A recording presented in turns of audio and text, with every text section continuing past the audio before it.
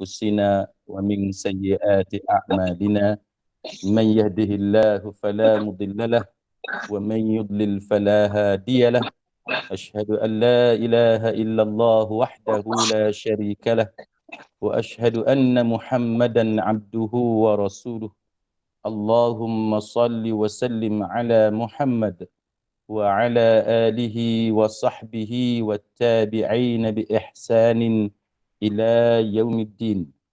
Amma ba'd. Rabbi syarah li sadri, wahai Tuhanku, lapangkanlah dadaku ini. Wa yassir li amri, dan permudahkanlah urusanku. Wahlul 'uqdatam min lisani, dan uraikanlah kekeluhan lidahku. Yafqahu qawli, supaya mereka memahami kata-kataku ini. Rabbi zidni ilma, wahai Tuhanku, tambahkanlah ilmu kepadaku. Allahumma faqihna fid din. Ya Allah, kurniakan kepada kami kefahaman tentang agama. Wa 'allimna ta'wil, dan ajarkanlah kepada kami ilmu ta'wil. Wahdinas siratal mustaqim, dan tunjukkan kepada kami jalan Engkau, jalan yang lurus. Amin ya rabbal alamin. Saudara-saudari, sahabat sahabiah, muslimin muslimat rahimakumullah. Alhamdulillah, yang pertamanya syukur kepada Allah Subhanahu wa taala. Selawat dan salam ke atas junjungan besar Nabi kita Muhammad sallallahu alaihi wasallam, dan juga ke atas ahli keluarga baginda dan sahabat-sahabat baginda kesemuanya. Tajuk kita pada pagi ini ialah berkenaan dengan konflik ataupun masalah kan yang berlaku, yang seringkali melanda hubungan di antara menantu dan mentua. Tajuk ini penting sebab di kalangan kita ni ada yang jadi menantu kan, ada yang jadi mentua sebab dia ada menantu, sebab dia ada mentua, dan ada di kalangan kita ni yang ada status kedua-duanya sekali kan. Kita ada menantu, kita juga ada mentua. Jadi apa yang sering kali berlaku berdasarkan pengalaman saya di Mahkamah Syariah, iaitu hubungan suami isteri ini kadang-kadang ataupun ada ketikanya dipengaruhi oleh peranan mentua. Jadi kita dalam agama kita ini, kita telah diajar bagaimana sebenarnya perbalahan itu satu perkara yang memang tidak boleh dielakkan. Kita hidup di mana-mana sekalipun, dan apa status kita, peranan kita dalam kehidupan di atas dunia ini, memang seringkali berlaku perbalahan. Sama ada kita dengan colleagues kita di pejabat, office mate, kita ada masalah dengan urusan kita di pejabat, sama ada dengan bos kita, dengan rakan sejawat kita, dengan klien kita, dan macam-macam lah masalah. Yang mana daripada masalah itu dia akan merebak kepada perbalahan. Selain daripada itu, kita juga hidup dalam bermasyarakat ni, kita ada jiran tetangga kan. Bila kita hidup berjiran ni, jangan bohonglah kan, semua orang apabila kita hidup dalam masyarakat, kita hidup dikelilingi oleh jiran-jiran kita, mesti ada masalah. Kalau pengalaman yang ramai di kalangan kita alami, masalah gangguan kucing lah, kan, kucing jiran. Saya ingat saya baca dalam media, saya lihat dalam portal berita bagaimana satu orang dia tak tahan dengan najis kucing jiran dia, kan. Kucing ni pun pandai juga, dia tak buang najis dia di halaman ataupun kawasan tuan dia, tapi dia pergi rumah sebelah. Ini masalah yang sering kali berlaku di kalangan orang yang menghuni rumah teres. Kan, jadi kucing ni dia pergi jiran sebelah, dia buang najis dia di kawasan jiran sebelah, dan jiran ni mungkin sekali dua tu tak apa lagi, bila dah banyak kali berulang dia dah tak tahan. Jadi Dia ambil semua najis-najis kucing yang ada dalam kawasan rumah dia, dia lempar balik masuk dalam rumah jiran dia yang jadi tuan kepada kucing tersebut. Jadi ini contohlah benda yang bila kita hidup berjiran, mesti adalah masalah dengan jiran. Pernah satu ketika satu hamba Allah, dia nak jual rumah dia. Dan saya tanya dia kenapa dia nak jual rumah dia. Dia kata sebab dia tak tahan dengan kucing jiran sebelah. Jadi saya tanyalah dia, apa jaminan kalau kita pindah ke taman lain ataupun kita beli rumah lain, kita tak ada masalah dengan jiran. Kan mungkin kita tak ada masalah dalam bentuk yang sama, tapi ada masalah lain. Semua hidup kita ni mesti ada masalah. Ada kejiranan yang buat apa yang kita panggil sebagai security, bayaran untuk security. Ini biasalah rumah yang gated, guarded, dia ada bayaran security RM80 sebulan, RM100 sebulan ataupun beberapa puluh ringgit sebulan. Itu pun jadi perbalahan. Jadi itu realiti kita, sahabat-sahabat sekalian. Hidup ni, bila kita hidup dengan manusia, kita hidup bermasyarakat, kita ada hubungan dengan manusia yang lain, walaupun apa status kita sekalipun, kita akan ada masalah dari sudut perbalahan. Maka agama mengajar kepada kita bahawa kita perlu menghadapi suasana ini dengan cara yang betul. Kita tak boleh lari daripada hidup bermasyarakat. Jadi agama mengajar kepada kita garis panduan, memberikan garis panduan kepada kita bagaimana cara untuk kita menghadapi masalah ini, supaya kita dapat mengawal masalah ini, meminimalkan perkara-perkara buruk yang boleh berlaku akibat daripada masalah ini. Baik, kita mulakan dahulu dalam mengenai tajuk kita ini, iaitu berkenaan dengan konflik ataupun polemik ataupun masalah yang seringkali berlaku di antara menantu dengan dan juga mentua. Yang pertamanya, sahabat-sahabat sekalian, kita lihat dahulu dari sudut hubungan suami isteri. Sebab ada ketikanya masalah yang berlaku di antara menantu dengan mentua ini kerana ketidakpandaian ataupun tidak pandainya suami dalam menangani isu-isu yang terlibat, ataupun tidak pandainya isteri kalau suami tinggal bersama di rumah isteri lah, di rumah isteri dan keluarga isteri. Tidak pandainya isteri dalam mengendalikan masalah yang timbul antara ibunya dengan suami dia. Begitulah kan. Kalau di rumah suami dengan keluarganya, tidak pandainya suami dalam mengendalikan isu yang timbul antara isterinya dengan ibunya sendiri. Jadi ini antara perkara yang kita akan lihat bagaimana peranan suami isteri itu sendiri dalam mengendalikan sesuatu masalah. Yang pertamanya kita lihat dalam surah An-Nisa ayat 35. Allah Subhanahu wa taala berfirman, A'udzu billahi minasyaitonir rajim. Wa in khiftum shiqaqa bainihima fab'athu hakaman min ahlihi wa hakaman min ahliha in yurida islahan yuwaffiqillahu bainahuma innallaha kana 'aliman khabira. Maksudnya ialah, dan jikalau kamu takut berlakunya perbalahan di antara kedua-duanya, yakni perbalahan antara suami isteri, maka kirimkanlah seorang hakam. Jadi perintah Allah Subhanahu wa taala dalam Quran supaya dikirim seorang hakam dari keluarga lelaki dan seorang hakam daripada keluarga perempuan. Jikalau kedua-dua orang hakam itu bermaksud untuk mengadakan perdamaian, nak berbaik-baik, nescaya Allah Subhanahu wa taala memberikan taufik kepada suami isteri itu. Sesungguhnya Allah Taala Maha mengetahui lagi Maha mengenal. Baik, maka bila kita lihat dalam ayat ini, kita dapati bagaimana Allah Subhanahu wa taala menggunakan perkataan syiqaq. Dan syiqaq, apa dia syiqaq? Allah Taala sebut dalam ayat yang kita baca tadi, wa in khiftum shiqaqa bainihima, kan, dan jikalau kamu takut, kamu bimbang adanya shiqaq, kan. Shiqaq ini bahasa Arab, kan. Shiqaq bahasa Arab yang digunakan oleh Al-Quran.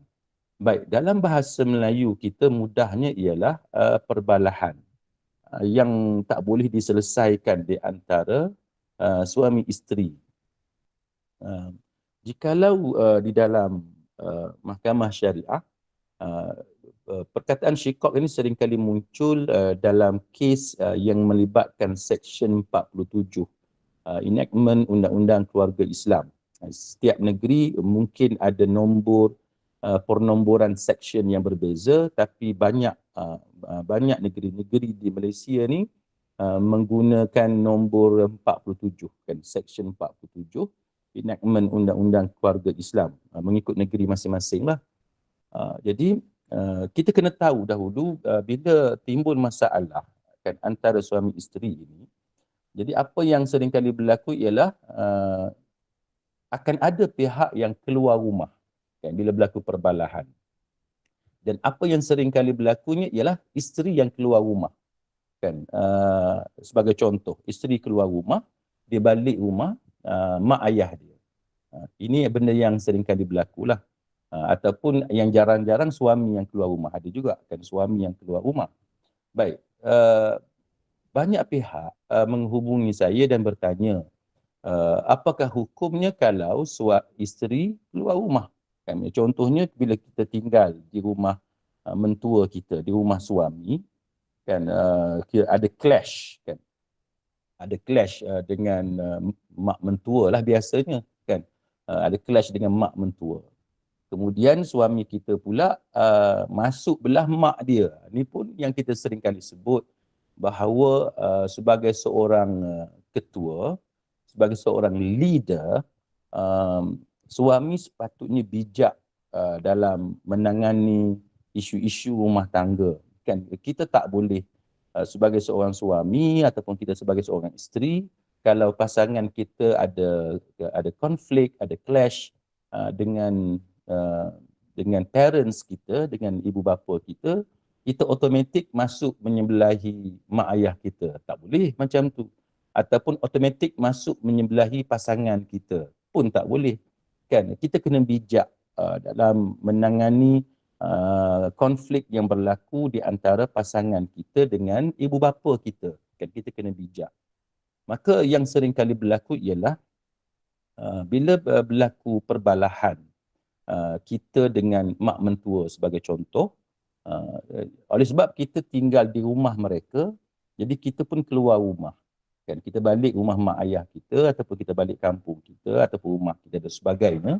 Maka yang sering kali orang bertanya kepada saya ialah apakah isteri tersebut nusyuz? Apakah isteri tersebut nusyuz? Nusyuz ni dalam bahasa Arab, fil lughatil arabiyyah, dalam bahasa Melayunya nusyuz ni derhaka lah, bahasa mudahnya derhaka. Jadi nusyuz ni kita dah sebut sebelum ni dalam pengajian kita yang lepas-lepas. Nusyuz bukan sahaja boleh berlaku kepada isteri, tapi dia juga boleh berlaku kepada suami. Sebab Quran memang menggunakan menggunakan perkataan itu kepada kedua-duanya, kepada suami, kepada isteri. Baik. Jadi apabila isteri keluar daripada rumah dengan sebab perbalahan yang berlaku di rumah tersebut, sama ada dia berbalah dengan mak mentua dia ataupun dia berbalah dengan suami dia, dia keluar daripada rumah. Maka soalan yang sering ditanya kepada saya ialah apakah isteri tersebut nusyuz bila dia keluar daripada rumah tanpa izin suami dia. Baik, untuk pengetahuan sahabat-sahabat sekalian, agama kita bukanlah suatu agama yang zalim, kan? Agama kita, Islam ini, bukanlah suatu agama yang menyebelahi kaum lelaki. Kan? Agama kita bukanlah satu agama yang membawa rahmat kepada para suami sahaja. Tidak. Kan? Islam ialah suatu agama yang melindungi semua pihak. Kan? Jadi agama kita tidaklah menjadi suatu agama yang discriminate, yang mendiskriminasikan kaum wanita, sehingga menyebabkan kaum wanita mesti tinggal dalam rumah tersebut walaupun dia kena pukul, walaupun dia secara psikologinya dia telah dizalimi dengan pelbagai cara, sama ada dengan menggunakan perkataan maki hamun, kata-kata kesat oleh suami ataupun sindiran-sindiran tajam yang tidak patut yang keluar daripada mulut mak mentua ataupun yang keluar daripada mulut bapa mertua ni jarang lah, kan ada juga cuma jarang. Yang banyak berlakunya isteri dengan mak mentua, itu yang sering kali berlaku. Ataupun kata-kata tajam daripada suami kan dan sebagainya. Maka agama tidaklah expect kita untuk terus tinggal di rumah tersebut sehingga mewajibkan kita berada dalam rumah tersebut sehingga akhirnya berlaku penganiayaan kepada kita. Maka berdasarkan pengalaman saya dan juga sahabat-sahabat peguam syar'i yang lain, apabila isteri bertindak keluar daripada rumah kerana dia tidak tahan dengan abuse kan yang dilakukan oleh suami sebagai contoh secara fizikal ataupun mana-mana pihak lah daripada parents in law ataupun suami sendiri secara psikologi, mentally dan sebagainya, maka perbuatan isteri yang keluar daripada rumah itu tidak dihukum sebagai nusyuz kan. Apabila usaha dilakukan oleh suami untuk mensabitkan nusyuz terhadap isteri, kebiasaannya gagal jikalau kita boleh buktikan berlakunya syiqaq kan dalam rumah tangga, berlakunya perbalahan antara suami isteri yang tidak boleh diselesaikan. Itu satu contoh yang saya boleh sebut kepada sahabat-sahabat sekalian untuk menunjukkan bahawa agama kita bukanlah suatu agama yang mewajibkan para wanita ataupun para isteri untuk terus tinggal di rumah mentua ataupun di rumah suami dalam keadaan mereka teraniaya. Tidak. Jadi itu bermakna boleh para isteri untuk keluar dari rumah suami dia ataupun daripada rumah mentua dia walaupun tidak mendapat izin daripada suami. Kerana apa? Kerana telah berlaku syiqaq syiqaq dalam rumah tangga. Maka dalam ayat Al-Quran yang kita baca tadi, Allah Ta'ala menyebut bahawa kalau kamu takut berlaku syiqaq kan antara suami isteri ini, maka apa perintah daripada Allah? Allah Ta'ala perintahkan fab'athu hakaman min ahlihi, maka lantiklah ataupun kirimkan, hantar satu orang wakil yang nama dia hakam. Dan Quran guna perkataan hakam. Min ahlihi wa hakaman min ahliha. Satu hakam daripada belah suami dan satu hakam daripada belah isteri. Apa tujuan dia? Dua-dua hakam ni akan bincang bagaimana cara untuk menyelesaikan masalah antara kedua-dua pihak. Sama ada masih ada ruang penyelesaian, maka kedua-dua hakam ini tugasnya untuk mencari positive solution, jalan penyelesaian positif untuk damaikan, untuk kekalkan rumah tangga kedua-dua suami isteri ini. Ataupun kalau gagal untuk diselesaikan, maka kedua-dua hakam ni akan bincang bagaimana cara penyelesaian dengan cara perceraian dengan menggunakan cara yang terbaik.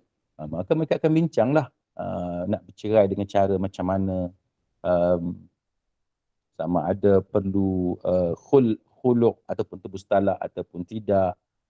Kemudian akan dilihat kepada soal nafkah, kan nafkah isteri waktu iddah, akan dibincang tentang berkenaan dengan muta'ah, kan sagu hati perceraian, akan dibincang berkenaan dengan harta sepencarian dan sebagainya.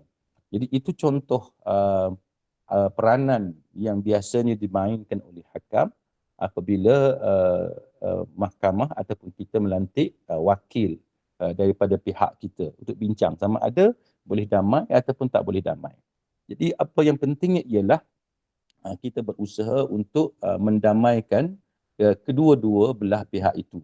Baik, apa yang kita perlu ingatkan kepada sahabat-sahabat sekalian ialah menceraikan, merosakkan rumah tangga ni memang itu kerja iblis. Dan itu memang kerja iblis bagaimana yang disebut oleh Nabi sallallahu alaihi wasallam, yang saya percaya bahawa sahabat-sahabat telah pun mengetahui hadis ini, iaitu Nabi menyebut inna iblisa yad'u arsyahu 'alal ma'.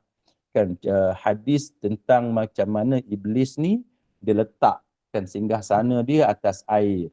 Ringkasnya dalam banyak-banyak tentera dia, pengikut-pengikut dia ni, apa yang disebut oleh iblis itu ialah yang terbaiknya ialah tenteranya yang dapat mencerai-beraikan rumah tangga manusia. Sebab apa? Sebab dia kata wa yaqul, iblis tu kata kepada pengikut dia, kepada tentera dia, ni'ma anta, ni'ma anta. Dia iblis sebut ni'ma anta. Dalam bahasa kita hari ni, you are the best. Dan you are the best. Siapa tu you are the best? Iaitu setan yang berjaya mencerai-beraikan suami isteri. Sebab itu bila kita tahu bahawa perkara yang paling besar yang ingin dilakukan oleh iblis dan juga pengikut-pengikutnya adalah untuk mencerai-beraikan rumah tangga. Maka kita sebagai orang yang memusuhi iblis, kan? Kita sebagai orang yang memusuhi syaitan, kita kena bertindak berlawanan dengan apa yang dikehendaki oleh iblis dan juga syaitan. Kalau ada perbalahan di antara kita dengan mak mentua, dengan keluarga mentua, dengan suami kita, dengan isteri kita, maka kita kena ingat bahawa kemungkinan besar ini adalah apa yang disukai. Sudah tentu ini disukai oleh syaitan, oleh iblis, sebagaimana hadis daripada Nabi sallallahu alaihi wasallam. Maka ini sepatutnya menjadi motivasi, semangat kepada kita untuk kita pertahankan keluarga kita. Kan? Itu yang patut kita lakukan. Bagi para isteri ataupun bagi para suami, let's say pasangan kita ada melakukan ataupun ada sebut benda-benda yang menyinggung perasaan kita ataupun yang menyakiti hati kita, perasaan kita. Maka kalau kita sabar, kan, dan kita boleh duduk bincang dengan baik dengan pihak keluarga mentua ataupun dengan pihak pasangan kita. Jadi itulah yang tidak disukai oleh iblis dan tentera-tenteranya. Dan itulah yang sepatutnya kita lakukan. Bukannya kita ingin mempertahankan ego kita, kan? Tak boleh, kan? Tak boleh macam tu. Saya teringat pada satu ketika saya menyampaikan kuliah subuh di sebuah masjid. Selesai kuliah subuh itu macam biasalah pihak AJK mengajak saya ataupun jemput saya untuk menjamu selera untuk breakfast, kan, untuk breakfast sama-sama dengan AJK. Maka kebetulan pada masa itu hanya kami berdua sahaja, saya dengan setiausaha masjid, sebuah masjid lah. Jadi setiausaha masjid ni dia meluahkan perasaan rasa tak puas hati dia dengan isteri dia. Kan? Dia cerita kepada saya macam mana isteri dia mempertikaikan sebab sebab perniagaan dia tidak tidak generate keuntungan sebagaimana yang diharapkan. Jadi kebetulannya isterinya adalah seorang guru. Jadi guru ni kita tahu bahawa dia adalah bekerja dengan kerajaan, pendapatan stabil lah. Kita tahu setiap bulan kalau pendapatan tu 10,000, maka setiap bulan 10,000 lah kita akan dapat. Jadi dari segi pendapatan itu stabil. Berbanding dengan suami dia ni ada kedai runcit, yang mana perniagaan itu up and down, kan? Ada masa untung, ada masa keuntungan tu tersangat kecil, kan? Jadi tapi yang banyak berlakunya ialah income tu tak cukup, kan? Yang banyak berlakunya macam tu. Jarang sangat yang untungnya tu memuaskan hati. Jadi apa yang berlaku? Jadi dia berlaku perang mulut lah. Jadi isteri ni biasalah bila suami tak ada duit, kan? Suami berniaga tapi duitnya tak ada. Jadi isteri tak puas hati, isteri meluahkan perasaan dia tak puas hati dia sebab suami dia tidak boleh mencari nafkah yang mencukupi. Maka dia melarat, kan sampai kepada soal jawatan suami sebagai AJK masjid. Jadi isteri pun sampai tahap petikai. Apa yang abang dapat dengan abang duk tumpu masa abang di masjid dan sebagainya. Jadi suami ni dia dah bahagi masa dia, time berniaga waktu siang kan, dia waktu malam ni sibuk dengan kuliah dan sebagainya. Jadi isteri ni biasalah bila dia tak puas hati dan sebagainya, dia melarat-larat sampai kepada um, tugas suami sebagai ahli jawatankuasa masjid.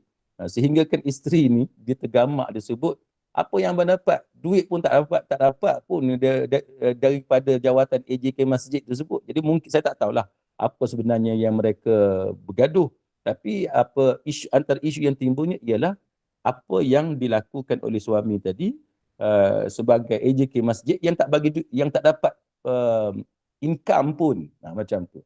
Jadi suami ni cerita kepada saya bahawa perniagaan dia tu waktu siang sahaja, tak ganggu pun dengan fungsi dia sebagai setiausaha masjid. Maka apa yang ingin saya sampaikan kepada sahabat-sahabat sekalian ialah suami tadi dia duk tahan. Dia tahan kemarahan dia tu. Dia kata masa dia orang bergaduh ni, dia pegang mak kan, dia pegang mak, dia tengah minum air, dia pegang mak. Jadi masa dia pegang mak tu, dia pegang dinding mak tu sampai pecah kan mak tu, sebab dia duk tahan kemarahan dia. Jadi itu contoh bagaimana kita ni, sama ada kita sebagai suami ataupun kita sebagai isteri, kalau pasangan kita ataupun keluarga mentua kita, adik-beradik kita dan sebagainya, mengeluarkan kata-kata yang mengguris perasaan kan, kita seboleh-bolehnya kita kawal kan, kita kawal supaya dia tidak burst kan, supaya tidak meletup sehingga berlaku perkara yang tidak diingini dalam kehidupan kita berumah tangga. Jadi berbalik kepada hubungan kita dengan keluarga mentua dan sebagainya ini, maka kita perlu tahu bahawa masing-masing perlu mengetahui berkenaan dengan peranan masing-masing. Maka ini boleh mengawal daripada hubungan itu menjadi tegang, khususnya dengan keluarga mentua. Contohnya, para ulama memetik seperti kata Imam Ibn Kathir rahimahullahu ta'ala. Imam Ibn Kathir kata, suami ni dia ada kewajipan. Kan? Kita ni, masalah ni dia berlaku kalau kita tidak dapat menunaikan kewajipan tu dengan cara yang betul. Tak kira di pihak mana sekalipun. Jadi apa yang disebut oleh Imam Ibn Kathir, sebagaimana yang disebut oleh para ulama, bagaimana kita nak kontrol supaya hubungan kita dengan keluarga mentua dan sebagainya itu kita dapat kawal dengan baik dan kita dapat jaga. Maka mereka kata bahawa kita perlu menunaikan kewajipan kita tadi. Macam kata Imam Ibn Kathir, kita sebagai suami ataupun kita sebagai isteri, kita ada kewajipan masing-masing. Maka Imam Ibn Kathir kata, suami sebagai contoh, dia ada kewajipan kan, yang mana dia perlu tunaikan kewajipan dia tadi dengan cara yang ma'ruf kan, dengan cara yang betul. Dalam soal dia memberi nafkah kepada isteri dia. Jadi isteri ataupun suami, bila kita tinggal dalam keluarga mentua, di rumah mentua, bila kita sendiri tak puas hati dengan pasangan kita, sama ada suami kita ataupun isteri kita, maka masalah yang ada dalam keluarga mentua itu dia seolah-olah macam macam curah minyak lah. Dia akan menambahkan lagi masalah tersebut.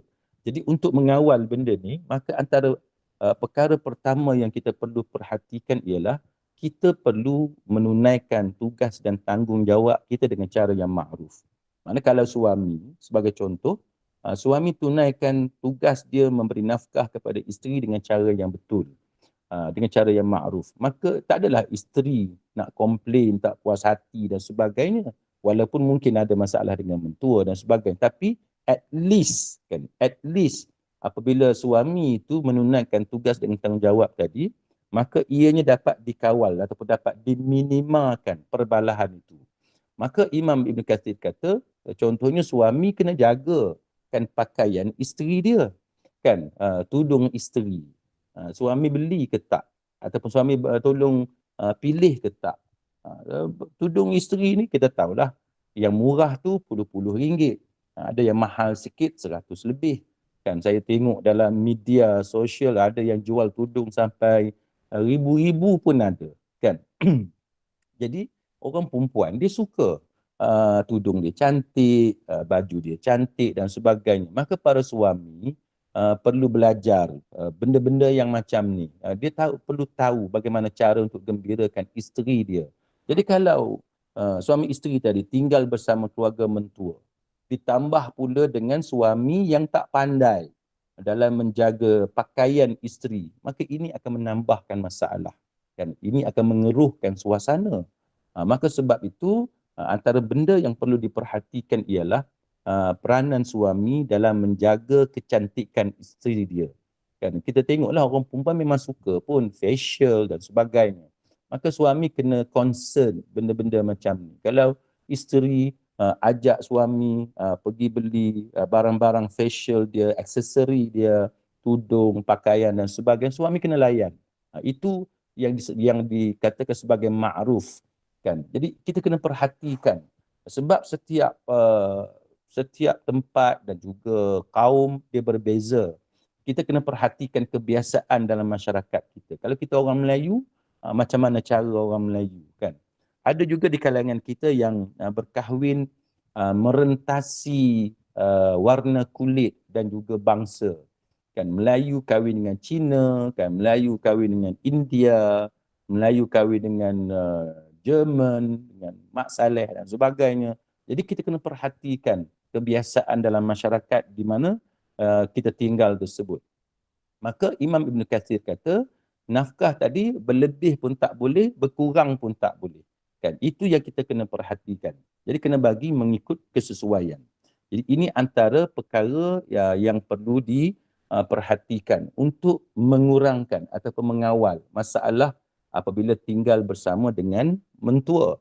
Kita kena tahu bahawa ini sebagai contoh, kita sebagai isteri, kita berkahwin dengan suami kita. Kan? Suami kita ni anak lelaki kepada mak mentua kita. Saya ingat saya pernah bercakap dengan seorang ibu, yang mana seorang ibu ni dia cerita bahawa bila anak lelaki dia kahwin, hati dia berdebar-debar, dia kata. Kan? Kenapa hati dia berdebar-debar? Sebab dia kata dia rasa bila anak lelaki dia kahwin, dia rasa dia akan hilang anak lelaki dia. Jadi para isteri perlu tahu bahawa ini antara perasaan yang biasa melanda ataupun yang akan berlaku kepada mana-mana ibu, terutamanya bila anak lelakinya itu adalah anak kesayangan dia, kan? Anak yang sangat dia harapkan. Jadi ada di antara ibu-ibu ini, dia akan merasakan bahawa anak lelaki dia telah dirampas kalau saya boleh gunakan perkataan merampas. Kan ada ibu yang merasakan seolah-olah bahawa menantunya telah merampas anak lelakinya. Jadi ini antara faktor yang kita kena faham. Kenapa kadang-kadang berlaku clash, kan, konflik antara ibu mentua dengan menantu perempuan tadi. Apatah lagi kalau anak dia somebody, kan, anak dia ada jawatan tinggi, ada pendapatan yang besar, dan dia beli handbag. Dia beli handbag kepada isteri dia, kan, maknanya kepada menantu perempuan tadi. Yang si ibu kepada lelaki ni, dia pandang je. Kan, dia pun perempuan, dia ada naluri, dia ada rasa suka untuk ada handbag yang cantik, yang mahal. Jadi akan ada timbul dalam lintasan dalam hati dia. Anak ni, dia kata anak dia ni, lelaki ni, dia yang besarkan, dia yang lahirkan, dia yang jaga anak lelaki dia sampai jadi profesional, jadi doktor, jadi engineer, jadi arkitek, jadi businessman, tokoh korporat dan sebagainya. Tapi bila anak dia kaya, kan, anak dia ada rezeki banyak, maka rezeki itu dapat kepada isterinya, yakni menantunya. Maka bila menantu ni datang ke rumah ataupun tinggal bersama dan sebagainya, dia akan lihat bagaimana menantu ni dengan bergaya dengan handbag dan sebagainya, sedangkan dia tak dapat punya handbag sebagaimana yang anak dia belikan untuk isteri dia. Maka sebab itu para suami kena tahu benda-benda yang macam ni, psikologi ibu dia dengan isteri, dia kena tahu benda-benda yang macam ni. Kita tak boleh samakan tanggungjawab kita sebagai seorang suami sama sebagaimana tanggungjawab kita sebagai anak. Tapi pada masa yang sama, kita kena tahu bahawa kita ada tanggungjawab kita sebagai anak dan kita kena faham psikologi ibu kita. Maka bila seorang anak lelaki sebagai contoh, dia boleh faham psikologi seorang perempuan yang ada dalam diri ibu dia, maka kita boleh kawal konflik yang ada antara si ibu tadi dengan menantu dia. Kalau kita tahu bahawa orang perempuan kan suka kepada handbag, maka kita belikan handbag yang harga beberapa ribu kepada si isteri. Kita kena tahu juga bahawa ibu kita pun sudah tentu dia suka handbag. Saya ingat sewaktu saya belajar di England, ibu saya selalu pesan. Dia kata, nanti kalau balik, belikan handbag untuk mak yang cantik-cantik. Jadi itu memang kan, itu memang kecenderungan seorang perempuan. Jadi kita sebagai isteri, sebagai contoh, kita kena didik juga, nasihat juga pada suami.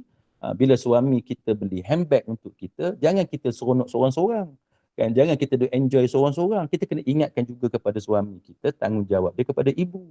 Belikanlah juga handbag yang mahal, yang branded, yang cantik, yang mungkin ibu sukai, yang pada kemampuan kita lah. Kalau kita tak mampu, kita beli pada kadar kemampuan kita. Ittaqullah mastata'tum, bertakwa kepada Allah pada takat kemampuan kita, sedaya upaya kita. Jadi itu contoh bagaimana kita jadi menantu yang baik. Ni tidak kita bergaya dengan handbag kita, pergi rumah mak mentua kita, ataupun kita duduk bersama dengan mak mentua kita, duduk tayang. Yang mak mentua duduk jeling je tengok handbag menantu dia. Jadi ini tidak bagus kan. Ad-dinun nasihah. Kan agama itu nasihat. Jadi kita sebagai isteri tak salahnya, bukan sekadar tak salah, bagusnya ialah kita yang remind, kan, kita peringatkan kepada suami kita, abang belilah juga handbag untuk mak, kan, belilah juga handbag untuk mak. Jadi kadang-kadang orang lelaki ni dia bukan perasan sangat, dia tak sedar bahawa ibunya suka handbag. Jadi kita boleh mengelak ada timbul cemburu di antara si ibu tadi dengan menantu dia, dengan cara kita sedarkan suami kita bahawa mungkin dan sudah tentunya kebiasaannya si ibu tadi pun nak juga ada handbag. Maka macam itulah juga kan, bila kita berjalan, kita melancung dan sebagainya, sekali-sekala bawalah mak, kan, bawalah ayah sama-sama bercuti di ke mana, Highland ke Langkawi ke mana-mana lah yang kita suka, di luar negara dan sebagainya, yang mana ini akan memupuk hubungan yang baik di antara menantu dengan mentua. Jadi agama tidak menyuruh suami untuk menyebelahi isteri dengan cara membelakangkan ibu dia, tak. Agama juga tidak menyuruh kita untuk menyebelahi ibu dengan membelakangi isteri. Itu pun tidak. Apa yang agama ajarkan kepada kita ialah setiap pihak ini dia ada hak dia masing-masing. Itu yang kita kena tahu. Ibu dia ada hak dia, isteri juga ada hak dia. Ada ketikanya hak tu mungkin sama. Ada ketikanya hak itu berbeza di antara satu sama lain. Maka seorang suami ataupun seorang isteri, dia kena tahu hak setiap pihak tadi. Hak suami dia, hak isteri dia, hak ibu mentua dia, hak bapa mentua dia. Jadi kalau bila kita tahu semua perkara-perkara yang macam ni, maka barulah tidak berlaku masalah di antara pihak-pihak yang terlibat. Baik. Contohnya saya sebut dalam riwayat daripada Muawiyah Al-Kushairi radhiyallahu anhu, dia tanya kepada Nabi sallallahu alaihi wasallam tentang kewajipan suami kepada isteri. Apa yang suami wajib buat, yang patut dia buat kepada isteri dia? Maka jawab Nabi sallallahu alaihi wasallam, an tut'imaha idza ta'imta wa taksuha idza iktasaita wala tadribil wajh wala tuqabbih wala tahjur illa fil bait. Nabi kata dekat Muawiyah Kushairi. Hadis ni hadis Abu Daud. Yang mana Nabi kata engkau bagi dia makan sebagaimana engkau makan. Maknanya suami kena pastikan bahawa isteri dia dapat kan apa yang dia enjoy, maka isteri juga menikmati benda yang sama. Maka engkau memberinya pakaian sebagaimana engkau berpakaian. Kita pakai cantik-cantik, isteri pun kena pakai cantik-cantik. Kita pakai baju yang branded, kan, jenama tertentu, kualiti yang tertentu, kita pun bagi juga hak itu kepada isteri kita. Kemudian engkau tidak pukul isterimu pada wajah. Ini antara benda yang seringkali saya suka ingatkan. Kita kena ingatkan kepada para suami. Hidup kita di atas dunia ni adalah ujian daripada Allah. Tak ada gunanya kita nak tunjuk ego kita, kita nak tunjuk kuasa kita. Isteri buat silap sikit tampar muka, silap sikit tampar muka. Kita nak tunjuk apa? Apa yang kita boleh banggakan dengan perbuatan kita yang menampar ataupun pukul isteri? Apa yang kita boleh tunjuk? Sebenarnya apa yang perlu kita lakukan yang jauh kan lebih membanggakan bagi kita sebagai seorang lelaki, sebagai seorang suami, ialah apabila penduduk langit memuji kita kerana kita menjadi seorang suami, seorang hamba Allah yang berbuat baik kepada sesama manusia. Kan? Katalah benar sekalipun isteri melakukan kesilapan, katalah benar sekalipun isteri telah melakukan kesilapan, kita tetap dilarang daripada memukul wajah. Kita kena ingat bahawa apabila Nabi sallallahu alaihi wasallam melarang sesiapa jua, bukan suami saja, sesiapa jua daripada memukul wajah, ya, dia ada sebab dia. Maka para ulama ketika mensyarahkan hadis berkenaan dengan larangan memukul pada wajah, mereka mengatakan bahawa kerana wajah ni dia ada kemuliaan dia. Dia ada kemuliaan. Bila suami kita pukul muka kita, benda ni kita akan ingat sampai bila-bila. Kan, tanyalah siapa-siapa pun, sama ada dia perempuan ataupun dia lelaki, kalau dia ada pengalaman dipukul kan oleh siapa-siapa sekalipun, especially pukul pada muka, tampar pada wajah, yang ni dia akan ingat sampai bila-bila. Sebab ini adalah kemuliaan. Muka ni adalah kemuliaan. Saya ada kawan sewaktu sekolah dahulu di asrama, dia seringkali ditampar oleh senior dia. Kan? Ditampar oleh senior. Sampai sekarang, umur dah hampir pencin, dah 50 tahun. Kan? Dia masih ingat dan dia masih tak suka kepada seniornya itu. Jadi ini menunjukkan apa kepada kita? Menunjukkan bahawa manusia ni dia ada. Kan? Dalam hati dia. Jadi kalau kita nak isteri sayang kepada kita, maka suami kena tahu bahawa pukul pada wajah itu memang tak boleh. Kan? Memang tak boleh. Nabi SAW sangat melarangnya. Kemudian Nabi mengatakan engkau tidak menjelekkannya serta tidak memboikotnya selain daripada di rumah. Jadi Nabi larang. Katalah ada clash sekalipun, suami ni nak pulau isteri dia, contohlah kalau ada, tu pun tak boleh depan orang, di khalayak ramai, orang nampak suami ni ignore, kan, boykot, pulau isteri dia pun tak boleh. Kalau nak didik isteri sekalipun hanya dalam rumah, sebab itu maruah isteri. Sampai tahap tu sekali agama mengajar kepada para suami supaya jangan aibkan isteri. Jadi kalau suami pandai jaga isteri, maka tak adalah berlaku rasa tak puas hati isteri kepada suami dia, kepada mak ayah suami dia dan sebagainya. Sebab dia tahu suami dia jaga dia dengan elok. Jadi kalau ada timbul masalah sedikit daripada keluarga suami itu, dia boleh tolerate. Sebab dia tahu suami dia baik. Jadi apa yang berlaku, isteri tak puas hati dengan keluarga suami ni, banyak ketikanya kerana sikap suami yang tidak pandai dalam menjaga rumah tangga dia.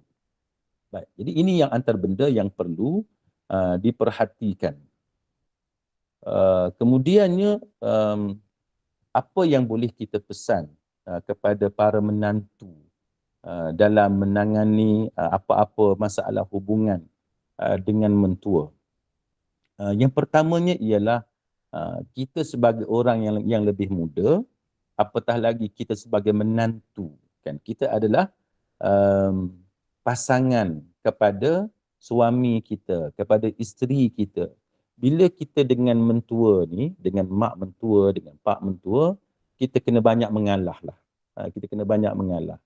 Mak mentua ni tahu sajalah dia orang tua, kan. Dia adalah perangai dia, kan. Uh, saya ingat ramailah orang cerita kat saya, kalau hari raya balik kampung, siapa yang berani duduk di dapur tu? Kan? Siapa yang berani duduk di dapur tu? Mak mentua garang ataupun mak mentua cerewet. Kadang-kadang menantu perempuan, kan, duduk di dapur. Dapur tu bukan dapur kita, dapur orang. Kan, dapur, walaupun mak mentua kita, tapi dia tetap bukan dapur kita.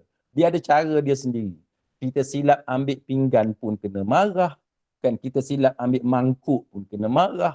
Hari raya, kan, ataupun hari pakat balik kampung, pakat nak seronok, kita nak bercuti tapi kena marah. Kan, mak mentua pula bukan main lagi, suara dia tinggi. Kan, ini pun stres, kan. Balik nak rehat tapi akhirnya stres, kan. Berapa ramai para isteri sebagai contoh yang rasa takut kalau masuk ke dapur mak mentua dia, kan, takut tersilap lah, takut tersilap. Jadi dua-dua pihak kena faham lah. Mak mentua pun dia kena faham bahawa ni menantu dia tak biasa dengan dapur dia. Kan, lepas tu menantu pun dia kena faham dah, ni dapur orang lain, dapur mak mentua. So dia kena tahulah bahawa mak mentua dia tentu ada cita rasa dia yang tersendiri. Jadi bila kena marah tu, kita kena banyak mengalah, kan. Kita kena banyak mengalah. Orang tua, kan, kita sebagai orang muda, kita kena mengalah. Kan, biarlah, tak apalah dia nak marah ke, dia nak popek-popek apa semua, biarlah. Jadi bila kita sabar tu, kita dapat pahala daripada Allah Subhanahu Wa Taala. Nanti kat belakang-belakang mak mentua kita gelak-gelak je lah dengan suami kita, dengan ipaduai kita yang lain. Apalah mak ni marah kat kita begitu begini. Tak apa, kita anggap benda tu sebagai part of fun lah. Kita anggap macam tu. Benda yang boleh kita enjoy, kan. Bila mak mentua bising-bising, silap letak pinggan pun kena marah, kan. Silap letak pisau, sudu garpu pun kena marah. Itu benda biasa, kan. Itu perkara biasa. Jangan ambil hati sangat. Jangan ambil hati sangat dengan mulut mak mentua kita. Itu tips yang pertama. Yang keduanya ialah kita sebagai menantu kena pandai dalam mengambil hati mak mentua kita. Kita kena belajar, kena study apa yang mak mentua kita suka. Kan, ada ada mak mentua ni, dia suka tengok TV. Kan, dia suka tengok rancangan ataupun channel yang tertentu. Mengaji Quran lah, apa semua, dia di depan TV tu je. Pagi-pagi sebagai contoh, depan TV belajar dengan ustaz tu, ustazah ni, apa semua, kan. Kita pun duk tengok mak mentua kita ni, kita tengok TV tu nampak macam dah lama dah, kan. Maka kita, why not kita keluarkan duit sikit, kita bincang dengan suami kita, ataupun dengan isteri kita, pasangan kita, macam mana kita nak gembirakan hati mak mentua kita ataupun pak mentua kita. Kita tengok dia suka tengok TV, tengok program baca Quran dan sebagainya. Maka kita tengok TV sebagai contoh, ni elok ganti ni, kan. Kita bincang, keluarkan modal 1,000 lebih, 2,000. Sekarang ni ada banyak TV-TV yang besar, yang cantik-cantik, bagi hadiah, kan, kepada mentua kita. Kata ni hadiah. Kadang-kadang dalam agama kita pun memang ajar kita boleh tipu. Duit ni sebenarnya duit suami kita ataupun kita pakat dengan suami, tapi bila kita cakap dekat mak mentua kita, cakap ni duit isteri kita, semua tu duit isteri kita, kan. Dia bagi hadiah dekat mak apa semua, sempena birthday mak, sempena hari ibu ke apa ke, kata ni hadiah. Jadi kita bohong ni memang dibolehkan untuk mendamaikan antara manusia. Jadi kita exaggerate sikit dan sebagainya. Jadi hati seorang tua ni dia suka bila anak-anak dia, menantu dia ambil hati dia. Jadi kita kena pandai benda-benda yang macam tu. Yang ketiganya ialah sudah tentu Seorang suami dia kena berperanan sebagai seorang suami. Ini yang sering kali saya ingatkan. Sama ada kita tinggal di rumah suami dengan keluarga suami, ataupun suami tinggal bersama kita dengan mak ayah kita sebagai isteri, sebagai di pihak keluarga isteri. Dalam kedua-dua situasi, sama ada suami tinggal membawa isterinya tinggal bersama dengan keluarga suami, ataupun suami yang masuk ke dalam keluarga isteri, suami sebagai ketua keluarga mesti bijak. Seorang ketua dia mesti bijak, dia mesti seorang yang smart. Kan, bila ada masalah timbul, dia kena smart, dia kena tahu bagaimana untuk selesaikan masalah, dia kena pandai membaca suasana. Ni kadang-kadang kita sebagai pemimpin, ketua keluarga, kita tak pandai baca suasana. Kan, kita tak pandai baca masalah, kita tak pandai mencari jalan penyelesaian. Ini yang jadi masalahnya. Kadang-kadang benda tu bukan tak boleh selesai pun, orang lain pun ada masalah yang sama juga. Hidup berumah tangga ni mana ada yang tak ada masalah. Saya selalu sebut kepada tuan-tuan, perempuan, sahabat-sahabat sekalian.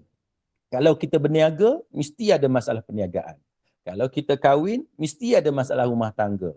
Kalau kita bekerja di pejabat, mesti ada masalah pejabat. Mana ada orang kerja di pejabat, tak ada masalah pejabat. Mana ada orang, ada rumah tangga, ada suami, ada isteri, tak ada masalah rumah tangga. Tak ada. Semua orang ada masalah. Jadi, kadang-kadang masalah tu jadi besar dan tidak terkawal kerana suami itu sendiri, kan, sebagai ketua keluarga, tidak pandai dalam berperanan sebagai seorang ketua. Jadi kita kena pandai lah. Jadi suami kena pandai.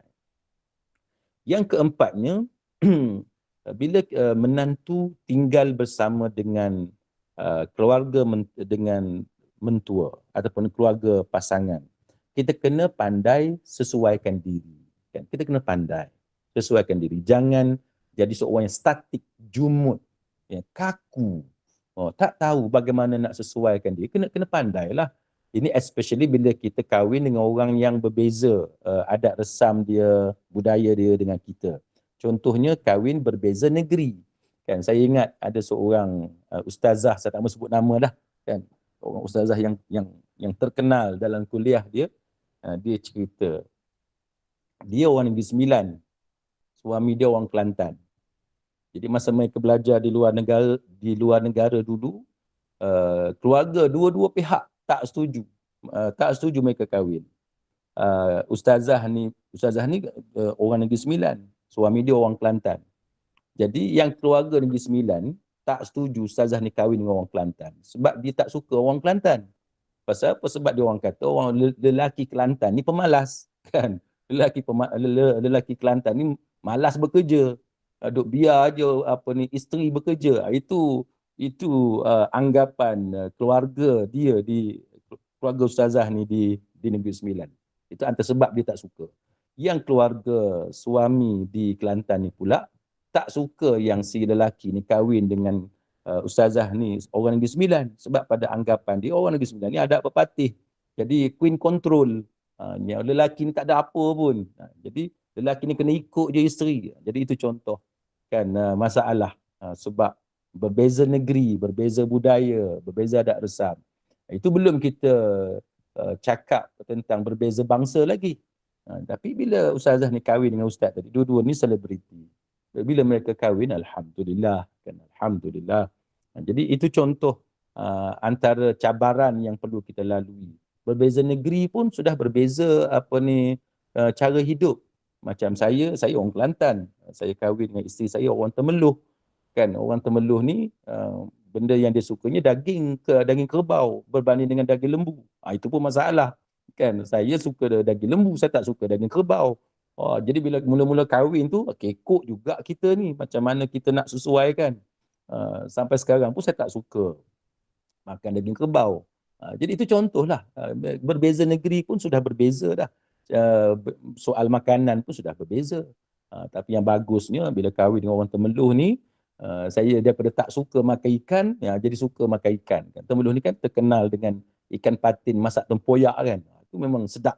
Daripada saya tak pernah kenal pun ikan patin masak tempoyak ni. Bila kahwin baru saya kenal. Jadi kita boleh belajar untuk sesuaikan diri. Kalau Melayu kahwin dengan mamak, anak mami, kita kena tahu kan budaya itu sangat berbeza. Jadi ini kadang-kadang yang menyebabkan perbalahan. Kemudian kita kena sanggup untuk menanggung keperluan satu rumah kan bila kita tinggal dengan mentua. Jadi bila duduk dengan mentua ni adalah ipar kita, adik ipar kita dan sebagainya. Maka kita kena well prepared. Kita kena benar-benar bersedia. Macam mana nak tanggung kan segala perangai, segala keperluan satu rumah yang macam-macam ni, satu keluarga yang besar. Saya baca seorang tokoh ni, dia cerita. Tokoh ni telah meninggal dunia. Dia cerita macam mana dia buat rumah yang besar sebab dia nak semua anak dia tinggal dengan dia walaupun dah kahwin. Itu contoh kan, ada orang yang macam tu. Dan ada saya ada seorang kawan yang mana bila kawan saya ni seorang lelaki, bila dia nak kahwin dengan isteri dia, pak mentua dia masa tu bakal pak mentua. Pak mentua dia bagi syarat nak kahwin dengan anak dia boleh, tapi syarat dia mesti tinggal bersama dia, ataupun kalau tak mau tinggal bersama dia mesti tinggal di rumah yang berdekatan dengan rumah dia. Dia bagi syarat macam tu. Jadi kawan saya tadi sanggup. Jadi alhamdulillah rezeki dia lah. Bila beli rumah pun pak mentua yang tanggung. Bila beli kereta pun pak mentua yang tanggung, deposit kan, duit pendahuluan dan sebagainya.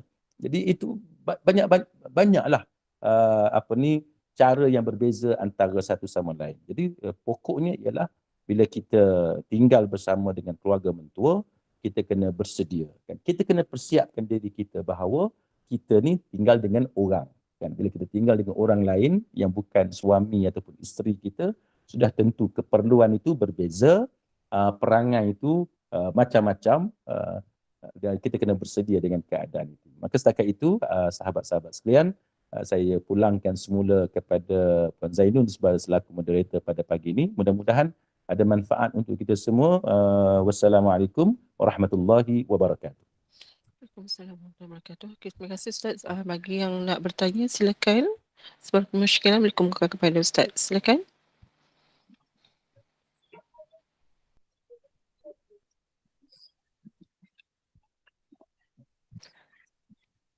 Assalamualaikum Ustaz. Waalaikumsalam warahmatullahi. Saya nak tanya masalah rumah tangga lah. Kalau suami tu ada orang ketiga lah, antara saya dengan suami ada orang ketiga lah. Lepas tu dia keluar, bila dah habis kerja dia keluar tu, dia ada tugas lain, ada tugas sambilan. Sambil tu dia bersama dengan orang yang ketiga. Jadi saya ni rasa macam diabaikan tentang keuangan. Walaupun saya membantu dari segi keuangan tapi tak cukup lah kan. Tapi dia abaikan, bukannya semualah dia abaikan, tapi kebanyakannya saya yang menguruskan keuangan untuk anak-anak semua. Kalau dia nak keluar tu, dia keluar je. Dia tak beritahu saya nak pergi mana, apa semua. Pada masa sama saya ni tertekan. Ada masa saya keluar tanpa izin dia. Adakah saya berdosa? Dia kira nusus ke macam mana? Baik. Wallahu a'lam. Sahabat-sahabat sekalian, apa yang kita perlu tahu dalam konteks hubungan suami isteri ini, yang kita biasa fahamnya ialah isteri wajib taat kepada suami. Tapi ramai di kalangan kita keliru ataupun tidak tahu pun bahawa ada definisi ataupun kita kata bilakah isteri itu wajib taat kepada suami. Ataupun kalau saya boleh rephrase, ada tak waktu yang mana isteri ini tidak wajib taat kepada suami. Ini antara perkara yang sahabat-sahabat perlu clear, kan, perlu jelas. Isteri benar kan, isteri wajib taat kepada suami, tetapi isteri hanya wajib taat kepada suami jikalau suami menunaikan tugas dan tanggungjawab dia kepada isteri. Jadi kalau suami mengabaikan isteri dia, suami tidak tunaikan tugas dan tanggungjawab dia kepada isteri, termasuk yang disebut oleh isteri tadi, dia curang, dia begitu begini dan sebagainya, maka pada ketika itu tidak lagi wajib bagi isteri untuk taat kepada suami dia. Saya bagi contoh mudah. Kan? Saya bagi contoh mudah. Kita kahwin, kan? Lelaki dengan perempuan kahwin. Suami isteri ni mereka berkahwin. Antara kewajipan suami ialah membayar mas kahwin kepada isteri dia. Kan? Jadi kalau suami dia tidak membayar mas kahwin kepada isteri, maka isteri tidak wajib taat kepada suami. Maksudnya, boleh tak isteri tak mau ikut perintah suami? Boleh? Boleh tak isteri keluar rumah tanpa izin suami? Boleh. Kenapa? Kerana isteri tidak wajib taat kepada suami yang mana dalam keadaan suami tidak tunaikan tugas dan tanggungjawab dia. Apa dia? Iaitu tidak berbayar mas kahwin. Itu contoh mudah. Ataupun suami tak bayar nafkah ataupun mengabaikan nafkah macam yang Puan bagi contoh tadi. Kan, duit rumah tangga isteri yang kena tanggung. Ataupun dia bagi sikit je. Hak baki tu kita kena tanggung. Maka itu menunjukkan bahawa suami tadi telah cuai dalam menunaikan tugas dan tanggungjawab dia sebagai suami. Maka pada ketika itu isteri tidak wajib taat kepada suami. Sebab tu saya kata daripada awal lagi. Agama kita, agama Islam ni bukan satu agama yang menganiayai sesiapa. Tak ada. Islam adalah satu agama yang jaga semua orang. Termasuk dalam konteks rumah tangga, isteri tidak diwajibkan taat membuta tuli. Sampai suami zalim pun kena taat, suami jahat pun kena taat, suami curang pun kena taat, suami cuai dalam menjalankan tugas dan tanggungjawab sebagai suami pun kita wajib taat. Tidak wajib taat. Jadi jawapan saya, kita sebagai isteri tidak lagi wajib taat dalam keadaan seperti itu. Wallahu a'lam. Di sini ada soalan daripada Puan Rosni Kasim bertanya, Assalamualaikum Ustaz, saya nak bertanya, adakah menjadi kewajipan isteri menjaga ibu mertua sekiranya ibu itu tak boleh menguruskan diri sendiri, dan adakah berdosa kalau dia tak berbuat demikian? Baik. Wallahu a'lam. Untuk pengetahuan sahabat-sahabat sekalian, kewajipan kepada orang tua, kan? Kita sebagai manusia, kita ada mak dengan ayah. Kita wajib menjaga mak ayah kita. Tetapi kita tidak wajib menjaga mak mentua ataupun ayah mentua kita. Jadi siapa yang wajib menjaga ayah mentua dan mak mentua kita? Sudah tentulah anak-anak dia. Kan? Anak-anak dia. Siapa anak-anak dia? Suami kita ataupun isteri kita lah, pasangan kita. Dan adik-beradik ipar kita semua itu. Jadi siapa yang dari segi hierarkinya, siapa? Hierarkinya ialah anak lelaki terlebih dahulu. Yang wajib menjaga mak mentua kita. Kan? Maknanya ipar-ipar kita yang lelaki yang diletakkan keutamaan dari segi kewajipan menjaga. Lepas tu, jikalau tidak ada anak lelaki, barulah anak perempuan. Termasuk soal nafkah, kan? Termasuk soal duit ringgit dan sebagainya. Jadi keutamaannya ialah anak lelaki. Kalau tidak ada anak lelaki, barulah anak perempuan. Jadi menantu hukumnya tidak wajib menjaga mak mentua ataupun pak mentua. Cuma kita ada satu lagi yang kita kena tahu bahawa bila kita berbuat baik sesama manusia, walaupun orang tu tak ada hubungan apa-apa dengan kita, katalah orang tu orang yang sangat asing, kita di Malaysia, di Singapura, di Indonesia, kita buat baik dengan orang di Afrika sebagai contoh. Orang di Afrika tu bukan siapa-siapa pun, kita tak ada hubungan apa-apa, melainkan dia sebagai seorang manusia sahaja. Kan? Bila kita berbuat baik kepada sesama manusia, kita dapat pahala tak? Dapat pahala. Kan? Apatah lagi kalau orang tu kaum kerabat kita. Orang tu adalah mak kepada suami kita. mak kepada isteri kita, maka itu lebih lagi diberi keutamaan. Dalam soal berbuat baik ini, ibda' binafsik, mulakan dengan diri kamu dan orang yang dekat dengan kamu. Jadi itu perintah agama. Bila kita nak berbuat baik, sama ada nak jaga dia dan sebagainya, kita utamakan orang yang dekat dengan kita. Kita ada rumah orang tua, kita ada rumah orang cacat dan sebagainya. Kita sumbang duit kita kepada rumah orang tua, rumah orang cacat. Dapat pahala tak? Dapat pahala yang besar. Maka apatah lagi dengan mentua kita. Maka berbalik kepada soalan tadi, apakah wajib? Tidak wajib. Tetapi pahalanya sangat besar. Jadi siapa yang wajib? Sebagaimana jawapan saya tadi, yang wajib ni adalah anak-anak dia. Kita tak wajib. Tetapi bila kita jaga dia, kita tolong dia, kita dapat pahala yang sangat besar. Wallahu a'lam.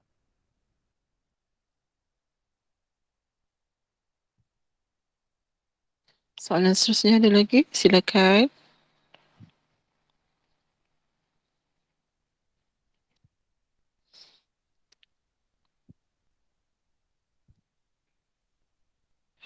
Rasanya setakat itu saja Ustaz ya.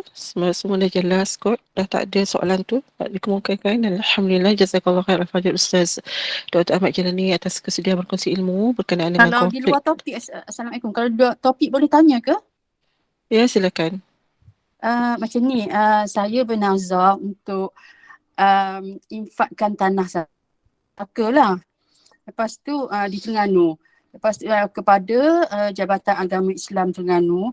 Tapi bila dapati tanah-tanah yang diinfak ni banyak di Terengganu, dia tak maknanya tak dibuat lah, tak di dibiarkan begitu saja sebab tak ada orang yang nak menguruskan tanah-tanah wakaf tersebut. Jadi ada yang cadang kepada saya, jual saja tanah itu dan ambil duit itu diwakafkan di mana-mana. Lepas tu saya nak tanya, bila saya jual, boleh tak kalau saya, sebab tadi saya dah niat untuk wakaf tanah tersebut. Jadi kalau katakanlah saya jual harganya 50,000, boleh ke saya ambil dalam 10,000 ke untuk saya, 40,000 tu diwakafkan ataupun kena wakafkan semua apa yang telah saya niatkan ke atas tanah tadi? Baik, wallahu a'lam. Soalan ni berkenaan dengan nazar. Kan? Nazar ni yang pertamanya kita kena tahu ada nazar yang wajib kita tunaikan dan ada nazar yang tidak wajib kita tunaikan. Baik, berdasarkan soalan tadi, puan yang bertanya bernazar untuk mewakafkan sebidang tanah yang dia miliki. Maka nazar yang macam tu wajib ditunaikan. Itu yang pertama. Yang kedua, nazar yang tidak wajib ditunaikan, iaitu nazar yang tidak ada kaitan dengan takarrub kepada Allah. Contoh nazar, kalau dapat begini, saya nak main bola sebagai contoh. Ataupun kalau begini-begini, saya nak pergi melancung. Nazar macam tu dia bukan nazar yang melibatkan ibadat ataupun ketaatan, takarrub kepada Allah. Nazar yang macam tu tidak wajib ditunaikan. Ataupun nazar yang ada elemen maksiat, yang tu pun juga tidak wajib ditunaikan. Baik, berbalik kepada soalan tadi, maka nazar yang dilakukan oleh puan yang bertanya tadi, dia termasuk dalam nazar yang wajib ditunaikan. Jadi yang tu kita dah faham. Peringkat seterusnya ialah boleh tak kita telah bernazar untuk sumbang tanah tadi ataupun wakaf tanah tadi kepada pihak berkuasa agama. Tiba-tiba atas alasan tertentu, contohnya bila kita perhatikan tanah tadi kalau kita teruskan juga wakaf kepada pihak berkuasa agama, ianya tidak dibangunkan sebagaimana yang kita harapkan. Yalah, kita tahu masalah di negeri-negeri ini kadang-kadang sebab banyak sangatlah, kadang-kadang sebab birokrasi dan sebagainya, maka ianya lambat dibangunkan ataupun kita dah tengok banyak dah contoh di beberapa tempat yang tidak dibangunkan langsung sebagai contoh. Maka boleh tak kita ubah nazar tadi, sama ada kita sumbangkan tanah tadi kepada pihak yang lain dengan cara yang disebut oleh puan tadi, iaitu kita jual dan kita sumbangkan duit cash sebagai contoh kepada pihak lain, maka berdasarkan sunnah yang diajarkan oleh Nabi sallallahu alaihi wasallam yang melibatkan seorang sahabat, dia bernazar berkaitan dengan Masjidil Aqsa, maka Nabi kata why not kan ganti dengan Masjid Nabawi yang lebih afdal. Maka para ulama buat kesimpulan nazar tadi boleh kita ubah kan, dengan syarat yang kita ubah tu dia lebih baik ataupun lebih utama, ataupun yang kita nazarkan tadi dia jadi sia-sia sebagai contoh, maka nazar tadi boleh diubah kan, boleh diubah dengan benda yang lebih bermanfaat. Saya ingat dalam program ini ataupun program lain ada orang yang bertanya dia bernazar untuk renovate ubah suai rumah mak mentua dia. Tiba-tiba mak mentua dia sakit. Dia tanya, boleh tak duit yang dia plan, katalah let's say 50,000 yang dia plan nak bagi dekat mak mentua dia untuk ubah suai rumah tadi, dia oleh sebab sekarang ni mak mentua dia sakit, maka dia bagi duit 50,000 tadi untuk rawatan dan perubatan mak mentua dia. Jawapan dia boleh.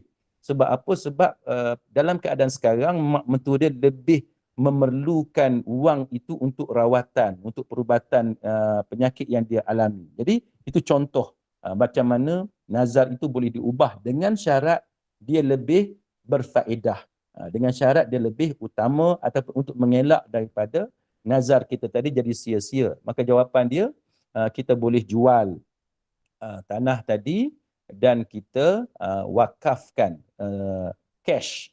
Let's say 50,000 tadi kita boleh wakafkan. Sekarang ni dah ada fatwa contemporary termasuk fatwa dalam negara kita yang menyatakan bahawa boleh kita wakaf tunai kan.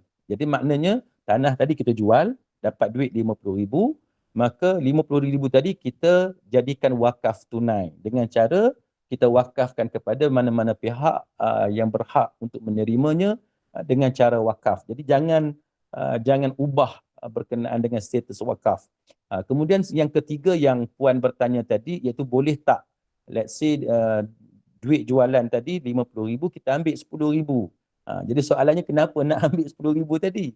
Kalau untuk kegunaan sendiri tak boleh sebab kita dah niat untuk wakaf kan. Kita dah niat untuk wakaf. Kecuali kita ambil yang 10,000 tadi ada perkara lain yang lebih utama berbanding dengan wakaf yang kita niat tadi. Jadi kalau kita ada sebab, kita ambil 10,000 tadi dan sebab tadi dia lebih utama daripada wakaf tadi. Contohnya, katalah mak kita sebagai contoh, dia sangat perlukan duit tadi.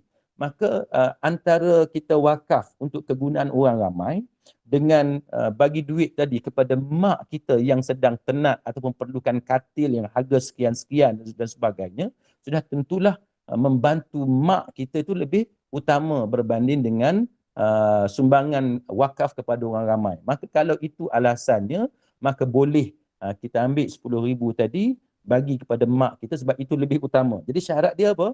Syarat dia kita ubah nazar tadi dibolehkan jikalau alasan itu lebih utama ataupun pahalanya lebih besar dan sebagainya dan seumpamanya. Wallahu a'lam.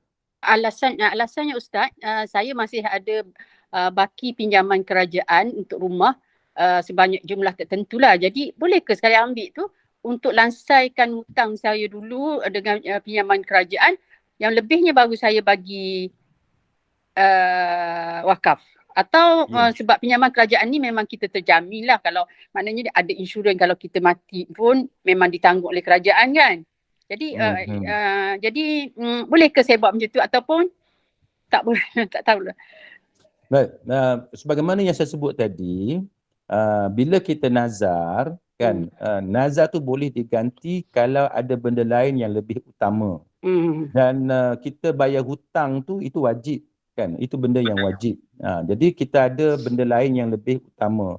Jadi pada pendapat peribadi saya, tapi kalau puan nak lebih berpuas hati, lebih baik minta fatwa di negeri puan berada. Cuma pada pendapat peribadi saya, sebagaimana prinsip yang saya sebut tadi, maka kita boleh ubah nazar kerana ada perkara lain yang lebih penting berbanding dengan apa yang nazar asal kita itu. Wallahu a'lam. Okey, terima kasih Ustaz. Satu lagi, lepas tu katakanlah tadi kan saya kata saya nak pergi kepada Jabatan Agama Islam Nazar Tanah tu pada Jabatan Agama Islam Terengganu.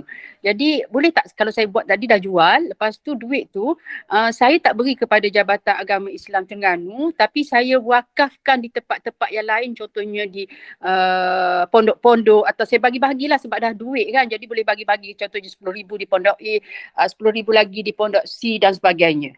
Boleh tak saya ubahkan tempatnya? Wallahu a'lam. Sebagaimana yang saya sebut tadi, nazar ni wajib kita tunaikan sebagaimana yang asal tu. Kan? Tapi kalau kita ada alasan lain macam yang puan sebutlah, kalau bagi dekat pihak berkuasa agama sebagai contoh, puan dah tengok ada masalah sekian-sekian.